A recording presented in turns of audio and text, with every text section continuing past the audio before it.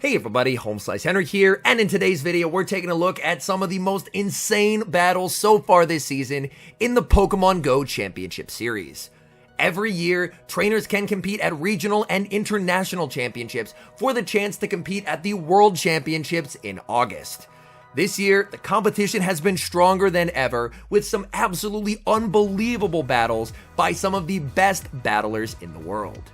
Make sure to leave a comment down below and let me know which of these battles is your favorite. And without further ado, let's hop into the matches. Hopping to the first match, and we're in the winners finals at the Liverpool Regional Championship. Nighttime Clasher is up 2-0 in a best of 5 format, so if he wins this game, he advances to the grand finals. It is a favorable lead for Nighttime as he leads Skarmory into the Azumarill. Pablo is running a team that is very weak to Skarmory, so honestly, he is not too upset by seeing Skarmory here on the lead. Azumarill goes for the Ice Beam. We see the shield by Nighttime Clasher. Nighttime Clasher looking to protect the Skarmory as he overfarms with quite a lot of energy and fires off the Sky Attack. The Sky Attack into the Azumarill will not pick up the knockout, but one stealing after will. Pablo has a choice. Does he send in the Lickitung, which is the safe play, or does he go for the aggressive play and send in the Shadow Dragonite? Dragonite is going to look for a 1-shield farm down to exit with energy to threaten the backline. Dragonite looking for the farm down and gets the farm down, and this energy is incredibly threatening into Nighttime Clasher's backline. Nighttime is going to send in the Lickitung. Dragonite farms up to the double superpower, but it's caught onto the Annihilate where it's double resisted. That does basically no damage. In the back is the Lickitung, and Lickitung can do okay here versus the Annihilate, but unfortunately that massive energy advantage that Pablo got by going for that very risky farm down was completely neutralized by the incredible catch by Nighttime Clasher. The Ice Punch gets the Lickitung to 1 HP. We're going to see an undercharge by the Lickitung, trying to get extra farm for the Dragonite. Dragonite needs 2 charge attacks, but it's just not going to happen, and Lickitung gets the farm down. We now move to the Portland Regional Championships in the Grand Finals, Abanov versus Caleb Peng. And it's a disastrous lead for Abanov as he leads Charjabug into Caleb Peng's signature Bastiodon.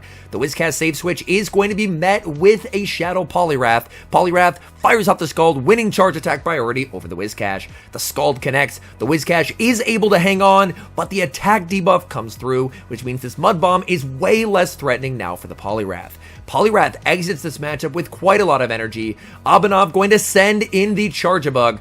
Abanov, his Gligar is going to be stuck against an Azumarill in the back. He will have a shield advantage, and he sends in the Gligar to get an energy advantage. In comes the Azumarill, and he's basically just been triple hard countered by Caleb. He's firing off the Shadow Dig. We see the no shield by Caleb as the Dig is going to connect. Gligar continuing to farm. Azumarill firing off the Ice Beam. These bubbles already have the Gligar below half HP. Gligar continuing to farm. Caleb able to force the final shield here with the Ice Beam. Abanov trying to get as much energy as he possibly can as he now goes for the Dig. The Dig is no shielded by Caleb. The Dig is going to connect. Abanov is going to get the farm down. In comes Bastiodon. We see the bait by Abanov, and it gets shielded by Caleb. Abanov will make the Dig on 1 HP here. Caleb goes for the catch, but the patience by Abanov. He waits to see if there's a switch. He gets the farm down with the Charjabug, and with perfect charge attack timing, he gets not 1, but 2 discharges into the Bastiodon.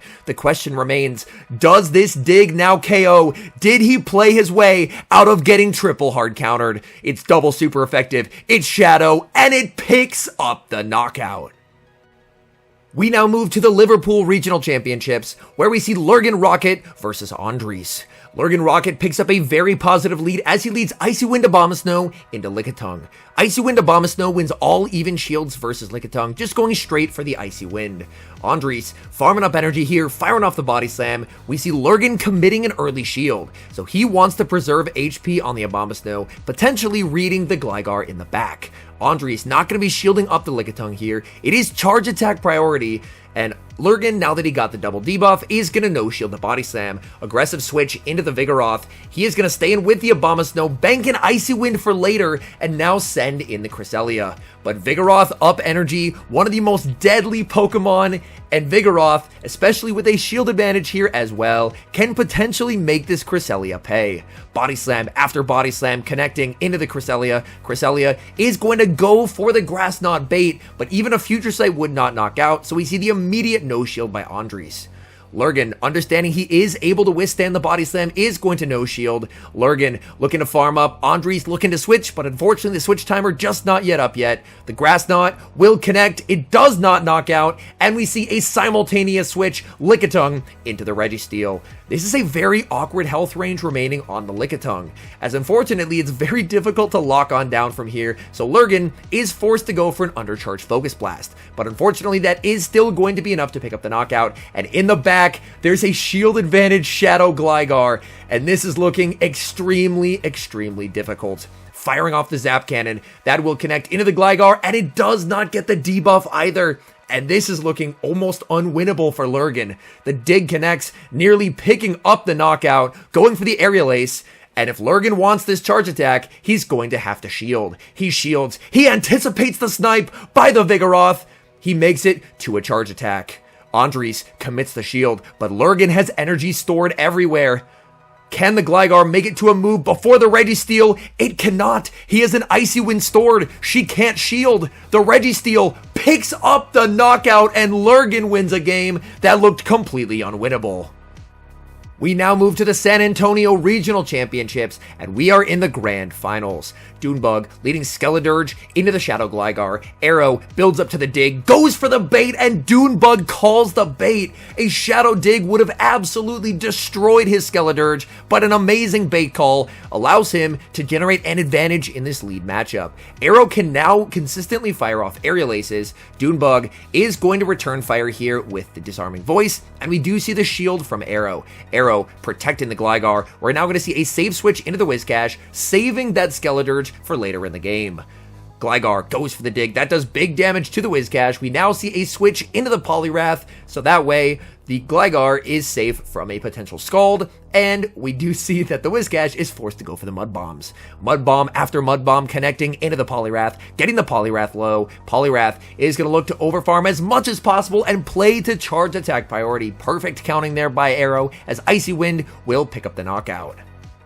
Dunebug sends in the Skeledirge. Skeledirge going to be hit with an Icy Wind. We do see the shield by Dunebug. He's looking for a potential farm down here. He does not get the farm down. He sends in the Registeel. Registeel is not going to get the farm down as Arrow's switch timer comes up and he's able to send in the Gligar. The Gligar will get knocked out by the Focus Blast, but Poliwrath able to make it to the Scald. This is going to deal very meaningful damage to that Registeel, and in the back, it is the Carbink. Carbink usually gets destroyed by Registeel, but Registeel has taken so much damage already. The Zap Cannon connects. It does not get the debuff onto the Carbink. Carbink going for the Moonblast. Moonblast is going to be resisted here, as the Registeel is barely able to withstand the damage. Registeel farming up, going for the Zap Cannon. This will not be enough to KO. Dunebug switches into the Skeledirge. Can a Disarming Voice KO here? This will be very close. Disarming Voice does not, but one lock-on from the Registeel takes the win for Dune. We now move to the Charlotte Regional Championship, seeing Dunebug once again, but now he's battling against Buckeye Fitzy. Buckeye Fitzy does pick up a favorable lead. He's farming up with the Azumarill, going for the Play Rough, but the switch out by Dunebug as he's able to get the catch of the Play Rough onto the Cresselia. Cresselia now going to be answered by the Lickitung. Definitely not the Pokemon that Dunebug was hoping to see here. He will be able to get some nice chip damage onto the Lickitung, but Cresselia is not going to be able to make a play for switch advantage. Buckeye Fitzy looking to massively overfarm. The Licks do have the Cresselia below half HP, and after landing the Body Slam, this Cresselia is now in the red health. Cresselia will fire off another Moonblast. Lickitung able to absorb that damage, going for the Body Slam, and an immediate no-shield by Dune. Dune is going to let this through. He saves the Cresselia for later and sends in the Registeel. Registeel answered by the Gligar, but Dunebug has a massive energy head start, and this gives him an opportunity in this matchup, as normally Registeel gets significantly outpaced by Gligar, but due to the massive energy head start, due to the desync in the switch timers, Dunebug could potentially try and make a play here. He doesn't get the Zap Cannon debuff the first time. He's firing off yet another Zap Cannon. Buckeye Fitzy is going to shield, and we do see the debuff. We're going to see a double shield from Dune. Dune's play is to grab both shields and then do a combo play with the Scald that's loaded on the Whiscash. Buckeye Fitzy is going to shield. He anticipates the play by Dune and blind switches the Azumarill into a Registeel, anticipating that Dune would try and go for the combo play. Just an absolutely absurd prediction by Buckeye Fitzy, and he gets it absolutely correct. If Dunebug does not switch there, he just switched an Azumarill into a Registeel, which is an absolutely terrible matchup, but he gets the prediction correct. Dunebug is denied that valuable Scald, picking up the knockout onto the Gligar, and that Gligar is going to be a real nuisance to deal with in the endgame. Dunebug, Mud Bomb, cannot pick up the knockout onto the Azumarill, as Ice Beam will be able to KO the Whiscash. Dunebug going to have to send in the Registeel here. Buckeye Fitzy has a dig. The question is, when does he throw it? Dune has to get the prediction correct on the catch. He throws right away, and Dune does not get the prediction correct. The dig connects, and that just does too much damage to the Registeel, and the timer for the match counts down as Buckeye Fitzy takes the win. We stay at the Charlotte Regional Championships, and now take a look at a match between Kayshawn and Out of Pocket. Kayshawn is going to lead Poliwrath into Altaria. Despite the fact that this is a fighting type into a flying type, this matchup is pretty nice for the Poliwrath. Poliwrath able to outpace, and double super effective Icy Wind definitely makes a mark. Icy Wind will be shielded. He save switches into the Lickitung, and Out of Pocket did not bring the Skarmory in the back.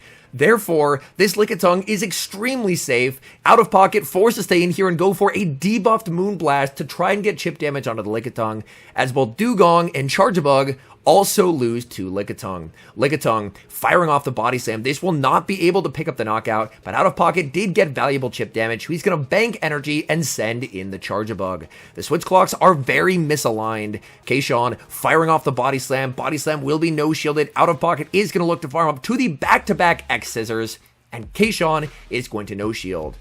Not going to want to send in a Poliwrath into a loaded Charjabug, choosing instead to send in the Frostlass. And Out of Pocket goes for the X-Scissor bait here, and it's no-shielded by Kayshawn. A discharge is survivable, but that's still a massive call. Another X-Scissor bait. This time, it is going to grab the shield from Kayshawn. Kayshawn looking to overfarm as much as he possibly can. Maybe could have got the farm down there, but does not want to risk it. Goes for the Avalanche and picks up the knockout. In comes Dugong, and this is definitely looking difficult. Full sending the Shadow Ball here. Out of Pocket is going to commit the shield. Kayshawn continuing to farm, going for a switch into the Poliwrath, trying to catch an Icy Wind, but Out of Pocket, anticipating that play, went for the Drill Run, continuing to farm up. Now this is going to be very, very difficult. If he shields, he gets combo played by the Altaria, so he no shields, sends in the Frostlass. Frostlass firing off the Shadow Ball. The Shadow Ball is going to connect. Frostlass, can it get the farm down? It cannot. And we see the Icy Wind reached. This is a tough call to make. Both battlers wait a turn. Kayshawn gets the farm down and wins charge attack priority. Kayshawn had to wait a turn to see if the Dugong was KO'd by the Powder Snow, as if he blind throws and the Dugong is alive, he loses the game, but he gets the call right and he wins. We now go to the Pittsburgh Regional Championships, featuring Lyle Jeffs battling against Out of Pocket, but with his old username of Hot Pocket.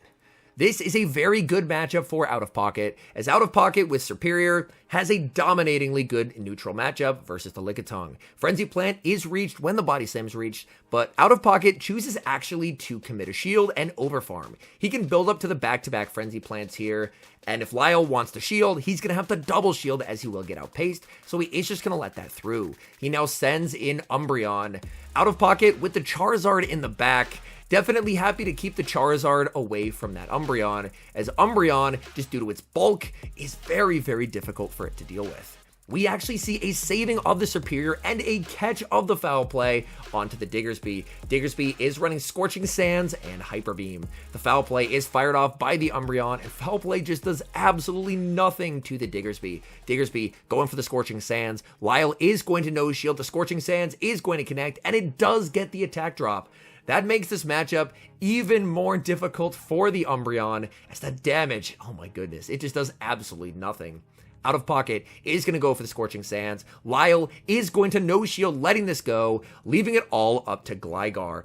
Out of Pocket builds up to the Hyper Beam. He's baiting with the Scorching Sands. 2 shields left for Lyle, but he calls the bait. What an unbelievable call there. He's now going to fire off the dig. This will pick up the knockout onto the Diggersby, And we see the no shield by out of pocket. In the back, it is going to be that Shadow Charizard, farming up quite a lot of energy here with that Gligar and going for the Aerial Ace. Aerial Ace not going to be enough to KO. The Shadow Charizard is going for a Dragon Claw bait, and Lyle calls the bait again. Just absolutely unbelievable reads by Lyle, calling baits left and right. Now he's going to shield. He's going to get the farm down. In comes Superior, but Lyle should be able to make it to double Aerial Ace. Just bait call after bait call by Lyle. An unbelievable battle, and he's able to take the 2-1 series victory. We now go to the Portland Regional Championships for the final match. We have Mormon Matt versus Calm Viper. It's a battle of Registeels, but in the back, Mormon Matt has some serious spice with Shadow Latios. It's a charge attack priority tie, Focus Blast versus Focus Blast. Calm Viper is going to shield, so Mormon Matt is going to match shields. Continuing to farm up energy here with the Registeel. Registeel farming up, and we see a switch out and a catch by Calm Viper as he catches the Focus Blast onto Cresselia. So he saves a Focus Blast on his Registeel for later. But now, the Cresselia is in a very difficult matchup, where Cresselia is forced to only go for resisted charge attacks while taking heavy neutral damage and a debuff from Zap Cannon.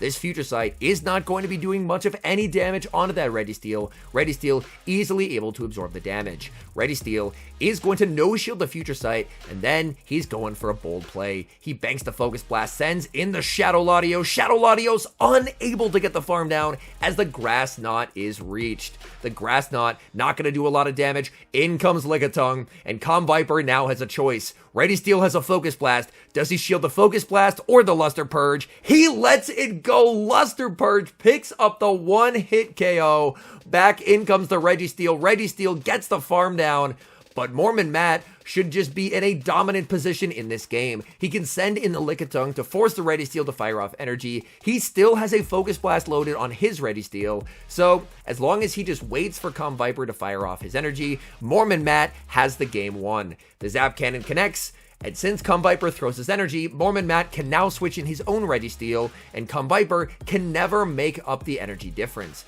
as Calm Viper needs 2 charge attacks since Mormon Matt has the shield. Matt only needs 1. All smiles there as he takes the win thanks to Shadow Latios.